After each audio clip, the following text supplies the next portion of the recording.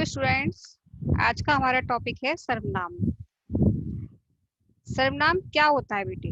सर्वनाम ऐसे शब्दों को कहते हैं जिनका प्रयोग संज्ञा के स्थान पर होता है। सर्व का अर्थ है सब, संज्ञा का अर्थ है नाम और सर्वनाम का अर्थ हुआ सबका नाम। यानी जो शब्द संज्ञा के स्थान पर प्रयोग किए जाते हैं उनको सर्वनाम कहते हैं। जैसे अगर हम सर्वनाम को संज्ञा को बार बार यूज करेंगे तो फिर वो हमें अच्छा नहीं लगेगा। इसलिए अगर हमें संज्ञा के स्थान पर सर्वनाम का प्रयोग करना होता है।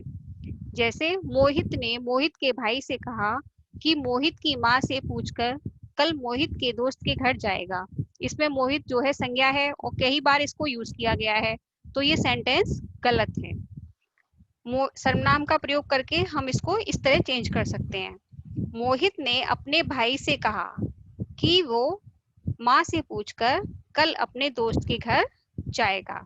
तो मोहित को हमने एक बार यूज करा और दोनों मोहित की जगह अपने और अपने को यूज किया है। अब आते हैं सर्वनाम के भेद। सर्वनाम के 6 भेद होते हैं।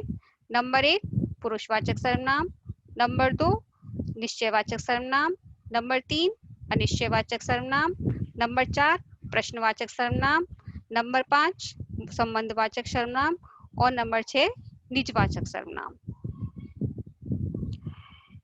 जिन सर्वनाम शब्दों का प्रयोग बोलने वाले, सुनने वाले या अन्य व्यक्ति के लिए किया जाता है वे पुरुषवाचक सर्वनाम कहलाते हैं। जैसे मैं, तुम, वह आदि। पुरुषवाचक सर्वनाम जो होते हैं वो 3 प्रकार के होते हैं: उत्तम पुरुष, मध्यम पुरुष, अन्य पुरुष।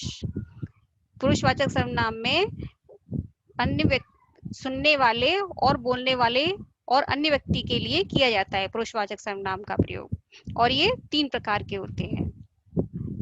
जिस सर्वनाम को बोलने या लिखने वाला अपने लिए प्रयोग करता है उसे उत्तम पुरुष कहते हैं। पहला था उत्तम पुरुष, दूसरा था मध्यम पुरुष और तीसरा था अन्य पुरुष। तो ये पहला है उत्तम पुरुष, यानी जिस सर्वनाम को बोलने या लिखने वाला अपने लिए प्रयोग करता है। जैसे मैं टीवी देखूंगा, हम 5वीं कक्षा में के छात्र हैं, मेरा नाम अनिल है।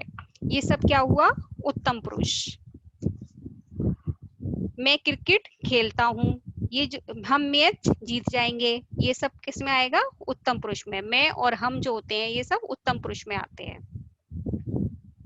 सेकंड इज जिस सर्वनाम को बोलने वाला सुनने वाले के लिए प्रयोग करता है उसे मध्यम पुरुष वाचक सर्वनाम कहते हैं। जैसे तुम चित्र बनाओ, आप इधर बैठिए, तुम भी कुछ कहो, आप भी हमारे साथ चलिए। यानी हम अपनी बात दूसरे से कह रहे हैं तो वो होगा मध्यम पुरुष। जो हमारी बात सुन रहा है वो मध्यम पुरुष है। थर्ड इज जिस सर्वनाम शब्द को कहने या बोलने वाला किसी अन्य पुरुष के लिए प्रयोग करता है उसे अन्य पुरुषवाचक सर्वनाम कहते हैं। जैसे हम किसी तीसरे के लिए करें, वो झूठ नहीं बोलता, यानी हम किसी तीसरे व्यक्ति के बारे में बात कर रहे हैं तो वो अन्य पुरुषवाचक सर्वनाम कहलाएगा।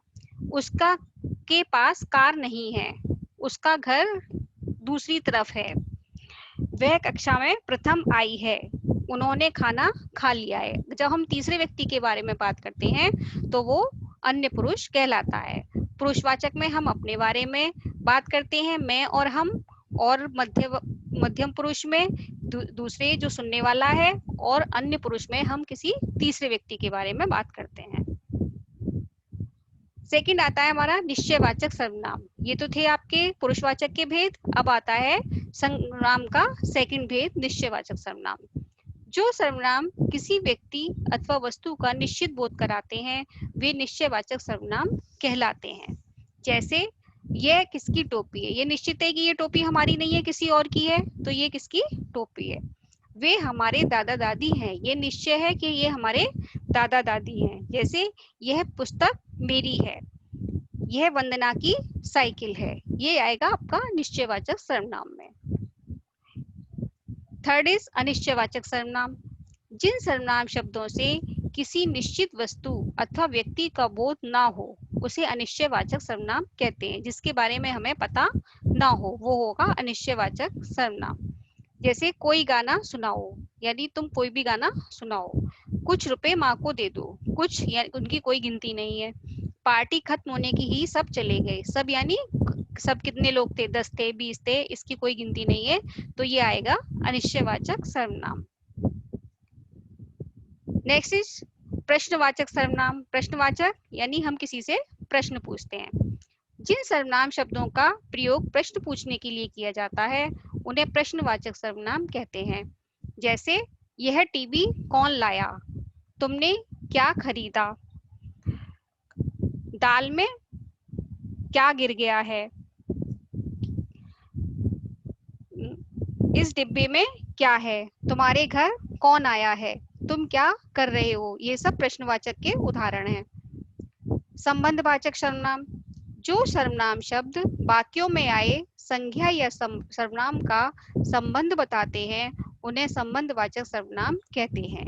जैसे जो परिश्रम करेगा वह सफल होगा, बच्चे वही कहानी सुनेंगे जो नई हो, जहाँ परिश्रम है वहाँ सफलता है, जैसा करोगे वैसा भरोगे। जो शब्द आपस में संबंध दिखाते हैं वो है संबंधवाचक सर्वनाम। लास्ट इज निजवाचक सर्वनाम। जो सर्वनाम निज यानी स्वयं के लिए प्रयोग किए जाते हैं, निज माने होता है अपने लिए, वे निजवाचक सर्वनाम कहलाते हैं। जैसे मैं यह कार्य स्वयं कर लूंगा, वह खुद ही चला जाएगा, हमें अपना काम स्वयं करना चाहिए, तुम्हें खुद वहां जाना चाहिए। जहां खुद, स्वयं ऐसे शब्दों का यूज होता है वहां निजवाचक सर्वनाम होता है। धन्यवाद।